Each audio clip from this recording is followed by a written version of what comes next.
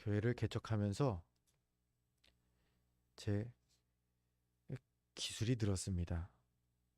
웬만한 거는 좀 직접 수리할 수 있는 그런 그 능력이 생겼어요. 전기 도 그렇고요. 또 그 세면대가 막힌다. 그것도 이게 개척하기 전에는 이거 그냥 업자를 불러야 됐는데 이제는 배관 공사도 제가 직접 다 합니다. 집에서도 그 배관 공사를 했더니 아내가 인정해 줬어요, 이제. 그런데 세면대나 이 싱크대 배관 공사를 할 때 어, 여러분도 뭐 잘 아시겠지만 제일 먼저 해야 될 거는 물을 잠그는 거죠.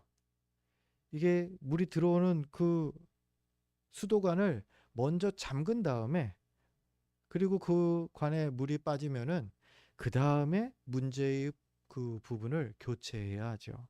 만약에라도 그 순서가 바뀐다, 이 물을 잠그지 않는다, 그리고서는 뭐 세면대 관을 교체한다든지 수전을 뭐 이거 바꾼다든지 하려고 하면 어떻게 될까요? 예, 물이 뿜어져 나와서 이 물난리가 생길 수밖에 없습니다. 또 이게 물을 잠근다, 그 다음에 문제의 부분을 교체한다, 이 순서가 중요하다는 겁니다. 오늘 본문 말씀도 순서가 지금 나오고 있죠. 전쟁이 이제 이스라엘 시간이 지난 시간 우리가 보았죠. 12,000명의 병사들로 미디안 그 적들을 상대로 큰 승리를 거둡니다. 그 승리한 병사들이요, 이제 많은 전리품과 포로들을 데리고 모세와 백성들이 있는 곳으로 이제 의기양양하게 돌아온 겁니다. 그런데 그 자리에서 모세가 크게 그들을 책망하는 겁니다. 승리한 군대에게 말이죠. 모세가 책망하는 그 이유는 바로 전쟁의 마무리를 그들이 제대로 하지 않았다라는 거였습니다. 이제 모세가 전쟁의 마무리로 백성들에게 점검하라는 것들을 우리가 하나하나 살펴보려고 합니다.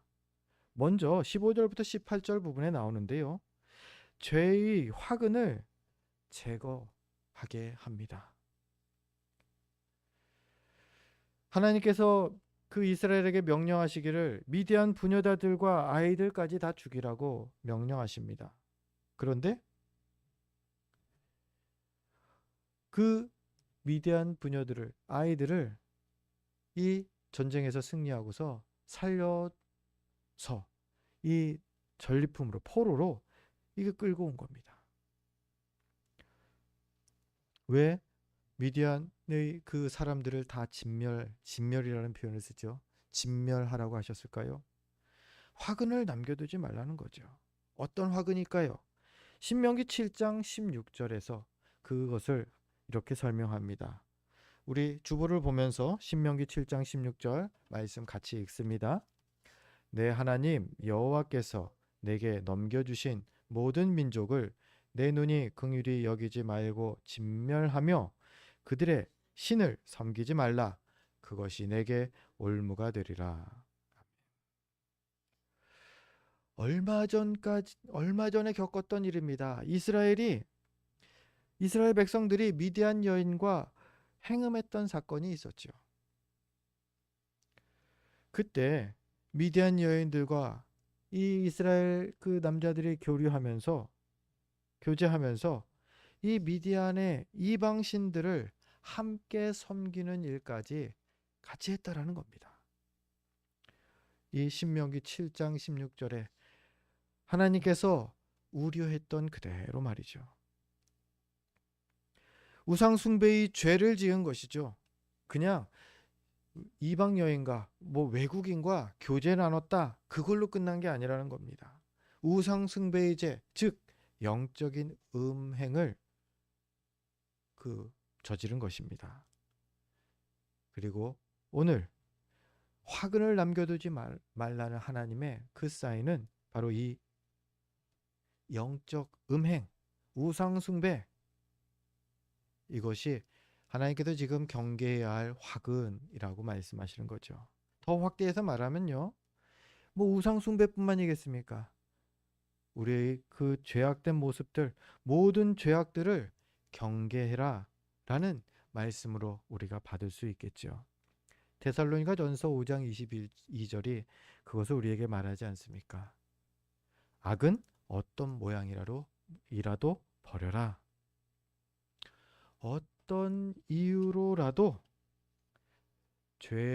악을 용납해서는 안 된다라는 말씀이죠. 즉 항상 거룩하고 깨끗하기를 성도는 힘써야 한다라는 것입니다. 다른 말로요. 어떤 것도요. 죄를 허용할 이유가 될 수 없다라는 겁니다. 아유, 내가 건강이, 내가 무엇이, 우리 자녀가 어째서, 어떤 것도 죄를 허용하는 데 대해 하나님께 핑계거리가 될 수 없다라는 겁니다. 죄가 우리를 계속 유혹합니다. 조용히 가만히 다가옵니다. 그러면 그 죄가 너무 하찮아 보여요. 너무 사소한 거예요. 아이고 애니까, 아이고 여자니까, 크게 문제될 게 없으니까 하면서 그냥 용납하는 겁니다. 우리 얘기가 아니라 지금 이 미디안과의 전쟁에 나갔던 이 군사들의 얘기입니다. 이 애니까, 여자니까 뭐 문제 있겠어. 이것조차도 하나님은 안 된다 말씀하시는 거죠. 어떻게 해요? 죄는 아예 상종을 하지 말아라. 곁에 두지 말아라 라는 것이죠. 이것에 실패한 예가 너무나 우리에게 성경에서 잘 보이지 않습니까? 바로 사사시대 아닙니까? 가나안을 정복전쟁, 이 우리가 살펴보고 있는 민수기의 그 조금 이후의 얘기죠. 가나안 정복전쟁을 이제 이스라엘이 하게 됩니다. 근데 그때에 가나안 족속들을 다 진멸하라는 하나님의 명령을 그들이 온전히 순종하지 못합니다. 남겨두게 됩니다. 어떻게 됩니까? 그 후부터 이들을 통하여서 사사시대 내내 이스라엘 민족은 우상 숭배의 죄에 빠져서 허우적되게 되죠. 그래서 성경이 말하지 않습니까? 사사시대 어떤 시대라고요? 분위기가 왕이 없는 시대. 각자 자기 소견에 옳은 대로 행하던 시대. 그런 시대가 되어버리죠. 선교사님들, 이 선교사님들이 선교지에 나가면 그 지역마다의 풍습, 관습의 벽을 맞닥뜨리게 됩니다. 기독교 신앙과는 너무나 그 상반되는 그러한 전통들도 있고요. 어떤 전통은 뭐 기독교 신앙 안에서 좀 허용할 수 있는 전통들도 있을 겁니다. 이러한 그 전통과 그 관습들, 그들에게 복음을 전하기 위해서 이 벽을 무조건 안 된다, 이러한 것들을 무조건 안 된다라고 하기보다는 말씀의 본질을 잃지 않는 선에서 존중하는 게 선교사님들이 얘기하는 선교 전략이라고 말합니다. 공감합니다. 다 안 됐다라기보다는 분별하는 게 필요하겠죠. 이것을 내버려 두면 이거는 안 된다. 저것은 그래도 말씀 안에서 허용될 수 있는 것이다. 분별하는 것이죠. 한국교회가 초기에 그랬습니다. 초창기 한국교회 선교사님들이 왔을 때에 분별을 해야 할 큰 고민을 빠집니다. 뭐냐면 바로 유교 문화 안에서 제사를 지내는 겁니다. 조상에게 제사를 드리는데 이거를 안 지내면 정말 죽일 놈이 되는 거예요. 유교 문화 그 사회에서 아예 매장당하는 겁니다. 아주 부모도 모르는 아주 못된 존재가 되어버리는 겁니다. 그래서 선교사님들이 어떻게 합니까? 절하는 거는 절대 안 되지만 이렇게 타협하자. 추도 예배라는 것을 그 초기의 교회에서 이것을 만듭니다. 추도 예배를 드린다. 그리고 그 추도 예배가요 지금까지도 계속 이어지고 있죠. 그런데 성경적으로 봤을 때 이거는 잘못된 관습입니다. 추도 예배. 어떤 부분이 잘못됐는지 여러분 짐작이 가십니까? 예배는요, 예배의 그 주인됨은 오직 하나님이십니다. 하나님이셔야 합니다. 그런데 추도 예배는 누구를 위한 예배인가요? 하나님을 위한 예배? 하나님께 영광 돌리는 예배가 아닌 것 같죠? 예, 맞습니다. 위로하는 예배고요. 우리들을, 성도들을 위로하는 예배가 되는 것이죠. 그래서 이 요즘 시대에는 이 추도 예배에 대해서 다시 시선을 바꾸는 교회들이 많이 생기고 있습니다. 오직 예배의 주인 되시는 분은 하나님 뿐이어야 한다는 거죠.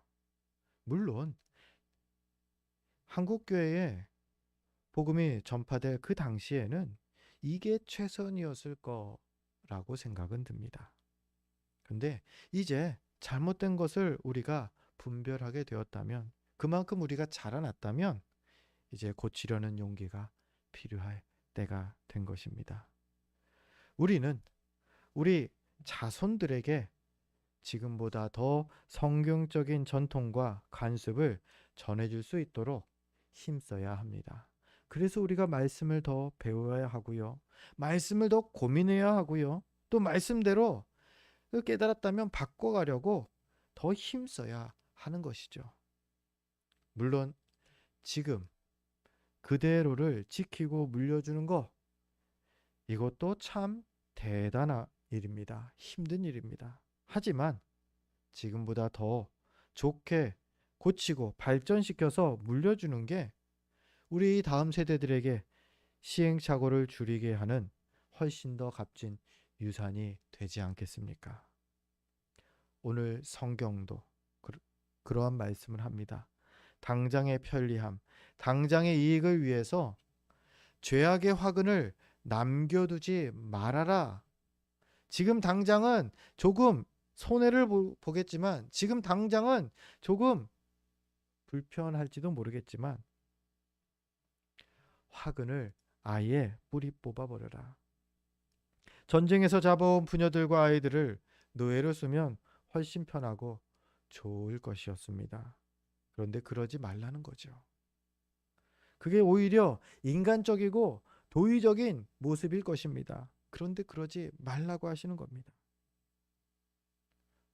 우리가 또한 믿음의 선한 싸움을 싸워 나가는 지금 이때에 악은 여러 가지 모습으로 우리를 찾아올 것입니다.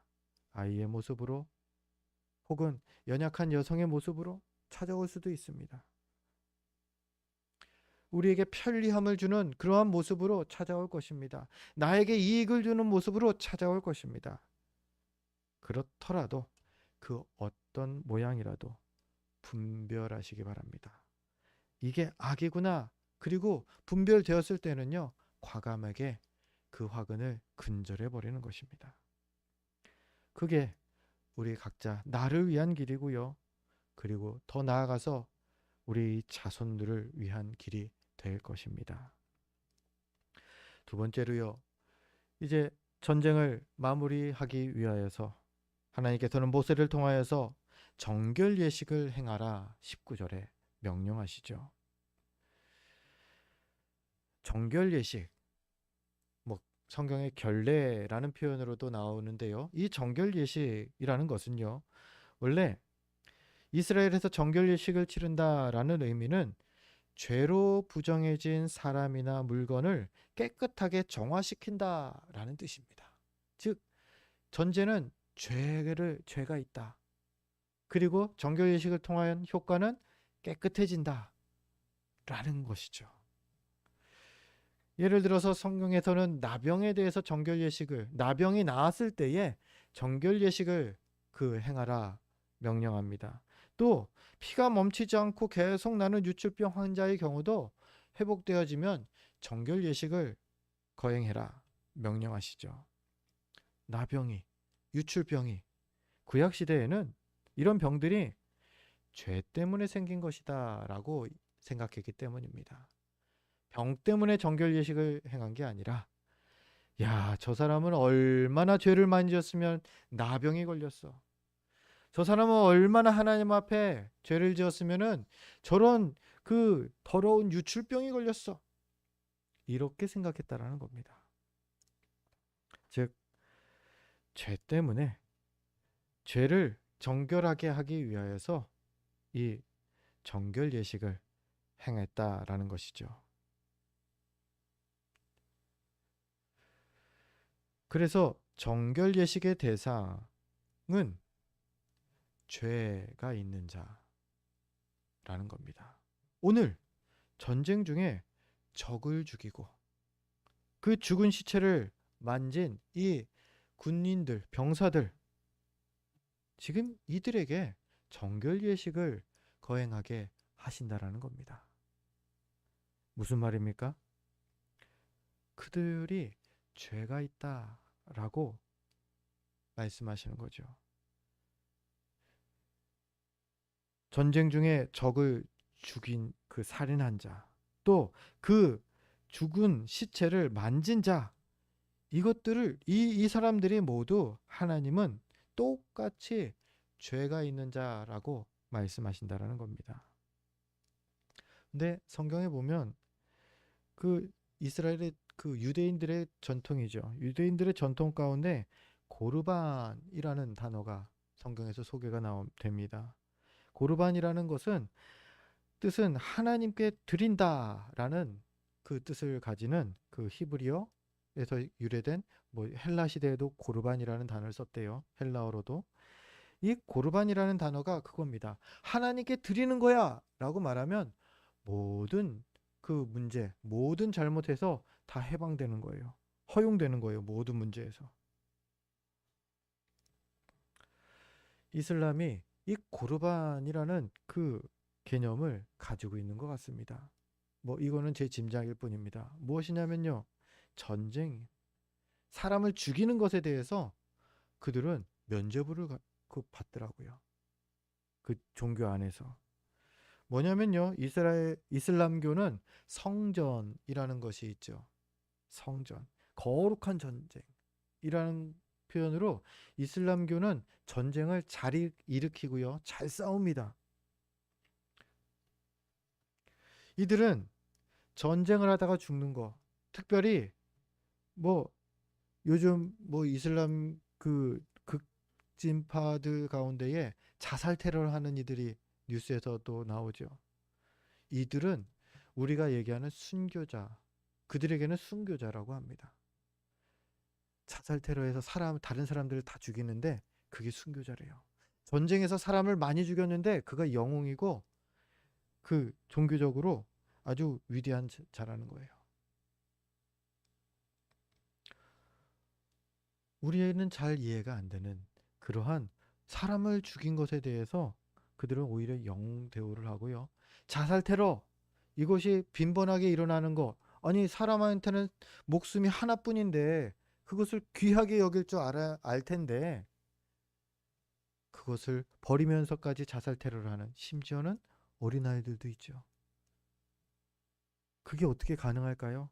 그들의 교리 때문이죠. 그들은요, 이렇게 자살 테러를 해서 순교를 한다. 그러면 그들이 얘기하는 천국에 갑니다. 그러면 천국에 가면 기본적으로 수많은 여자들한테 이 둘러싸여서 살게 된다는 거예요. 그게 그들의 교리 안에 있대요. 잘 이해가 안 되지만 어쨌든 그들이 소원하는 그러한 천국의 모습을 이 순교하게 되면은, 이런 테러를 하거나 적을 많이 죽이면 그러한 천국에 가게 된다는 거죠.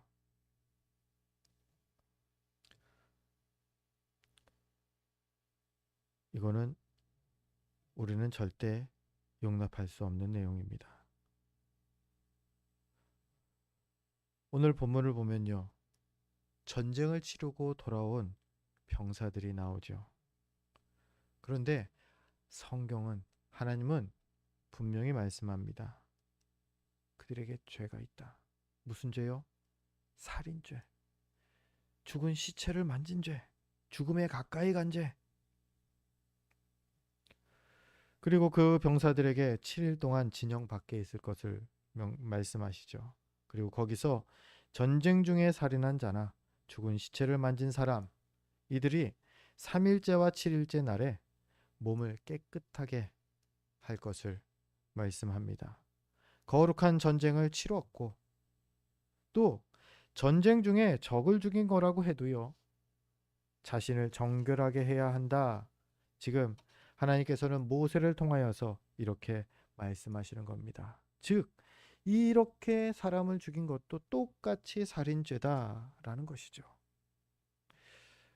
그렇습니다. 어떤 이유로든 살인은 죄 맞습니다. 10계명 중에 8번째 계명이 바로 이 살인하지 말라는 계명 아닙니까? 하나님 앞에서 살인에는 경중이 없습니다. 조그만 아이를 살해했는데요, 죽였는데요, 그거는 뭐 큰 어른을 죽인 것보다 더 뭐 작은 죄다. 절대 이런 건 없죠.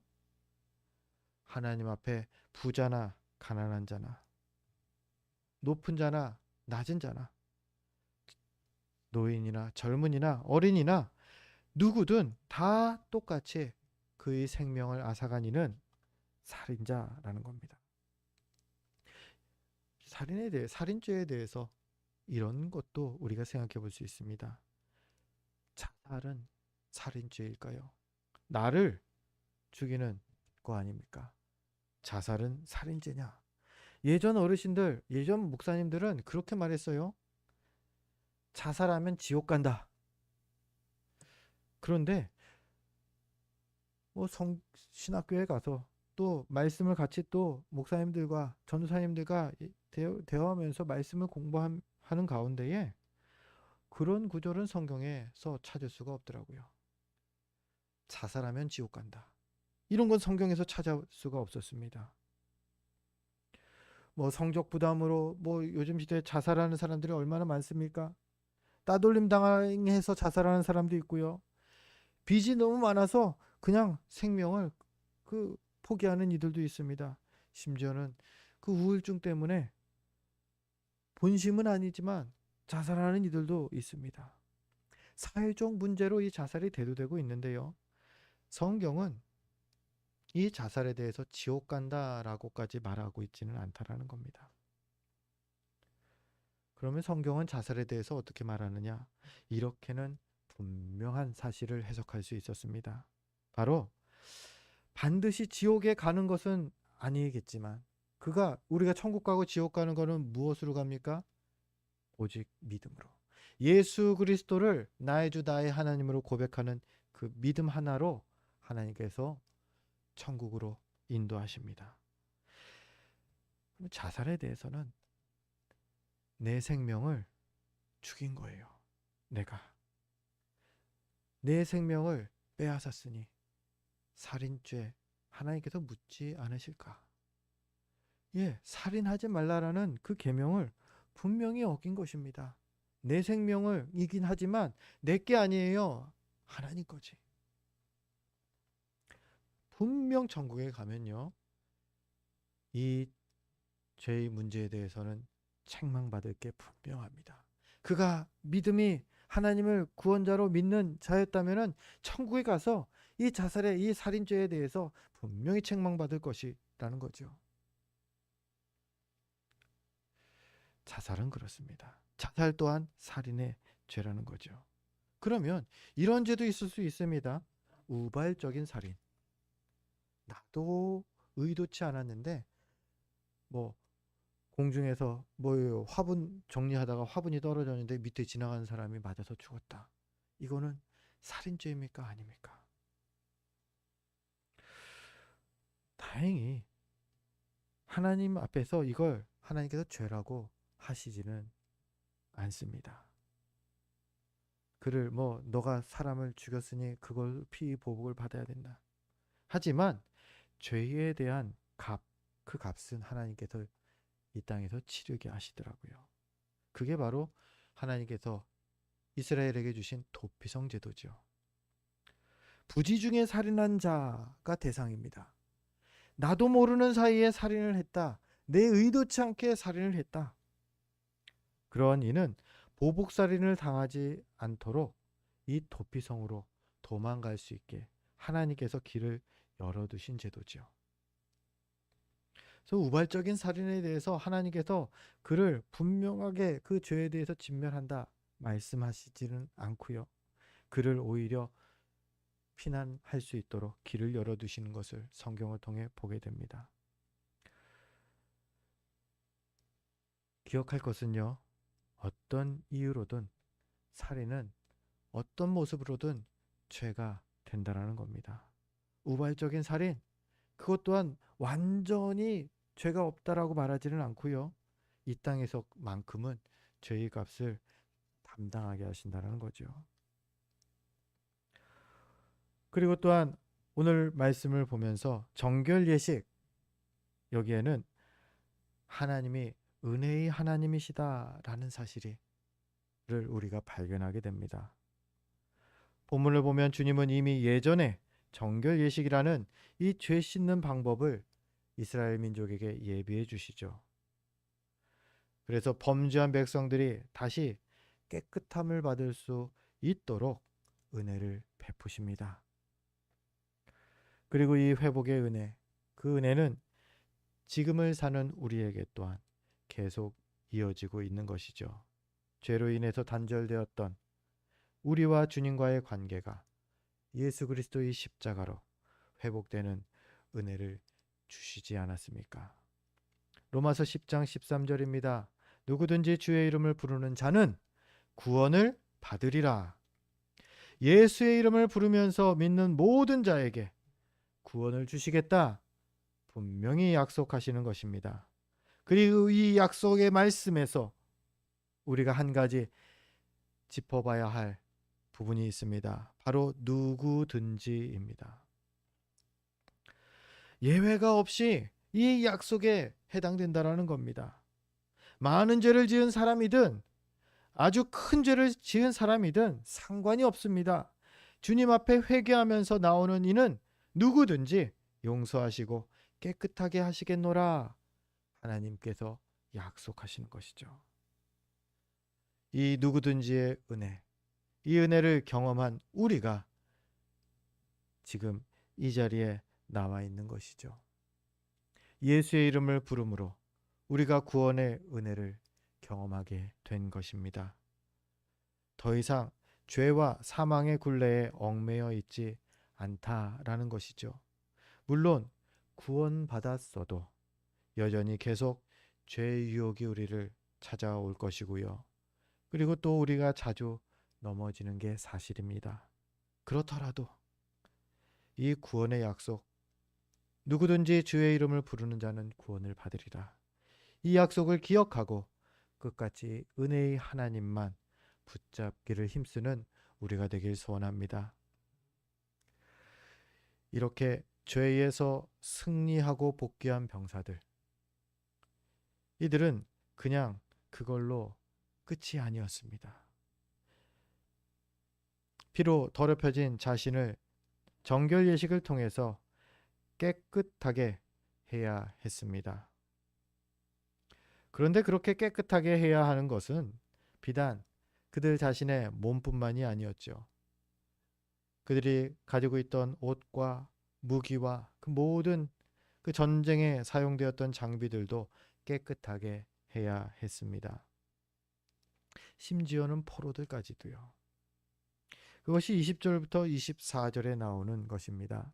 전쟁을 마무리할 때에 첫째로 죄의 화근을 먼저 제거하고 그 다음에 자신을 깨끗하게 하고 자신뿐만 아니라 그 옷과 그 장비들과 그 주변의 모든 것까지도 깨끗하게 하라는 것이죠. 불에 견딜 만한 물건은 불을 지나게 한 후에 정결하게 하는 물로 깨끗하게 하라 명령하십니다. 또 불을 견디지 못하는 옷이나 나무 같은 것들은 그냥 물을 지나게 해서 이 정결하게 하라 명령하시죠. 결국 모든 물건들을 물을 지나게 하십니다. 여기서 우리를 정결하게 하는 우리 생명의 샘물 되시는 예수 그리스도를 우리가 기억할 수 있습니다. 예수 그리스도를 우리가 지남으로, 예수 그리스도를 우리가 고백함으로 우리 또한 새롭게 정결하게 되는 것이죠. 그렇습니다. 우리 자신을 우리 예수 그리스도를 믿는 믿음으로 새롭게 되는 것입니다. 그런데 여기서 끝이 아니라는 게 이 세 번째 말씀이죠. 우리의 말과 행동, 그 말과 행동도 새롭게 되어야 한다라는 겁니다. 예수를 믿었습니다. 그 믿음에 기뻐하면서 자유함을 얻습니다. 그리고 자유하게 세상 나가 방종을 합니다. 그게 아니라는 거죠. 말과 행동 또한 그리스도의 향기를 풍기는 그리스도로 정결케 되어야 한다라는 겁니다. 사람만 깨끗한 것이 아니라 그 옷과 소지품, 그 인품까지도 정결하게 되기를 힘써야 하지 않겠습니까? 사람만 깨끗하고 그 다른 것들이 지저분하다면요, 더 금방 더러워집니다. 다시 더러워지는데 시간이 얼마 걸리지 않습니다. 우리의 말과 행동에도 예수 그리스도가 필요합니다. 예수 그리스도로 우리의 말과 행동 또한 씻겨져야 합니다. 예수 그리스도의 본을 받아서 우리의 언행이 우리처럼 거룩해지도록 항상 힘쓰시기를 소원합니다. 말씀을 정리합니다. 지금 우리는 영적 전투 중에 있습니다. 매일매일의 삶이 영적 전투입니다. 죄의 유혹이 찾아오고 그 유혹을 싸우면서 물리치고, 그런데 그게 한 번 싸움으로 끝나지 않죠. 계속해서 싸워야 합니다.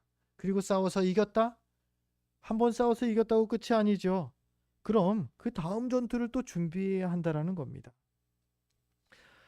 싱크대와 세면대 배관을 다 고칩니다. 그러면 끝이냐? 그게 아니에요.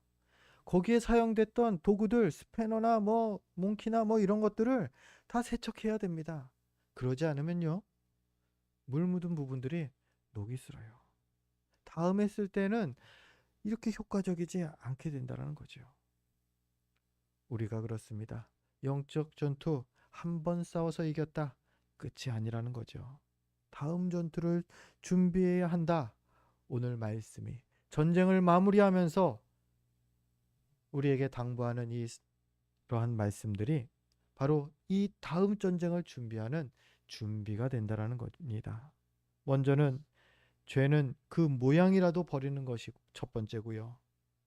그런 다음에는 우리 자신을 그 말과 행동까지 모두 다 예수 그리스도로 정결케 하는 것입니다.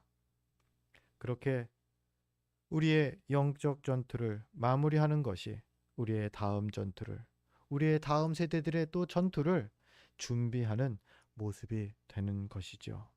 그리고 이렇게 최후 승리를 얻게 하는 방법이 바로 이것인 것입니다. 바라기는 이렇게 정결하고 거룩함으로 마지막 날에 우리 주님 앞에서 최후 승리를 우리 얻게 되는 저와 여러분 되시기를 주의 이름으로 축원드립니다. 기도하겠습니다.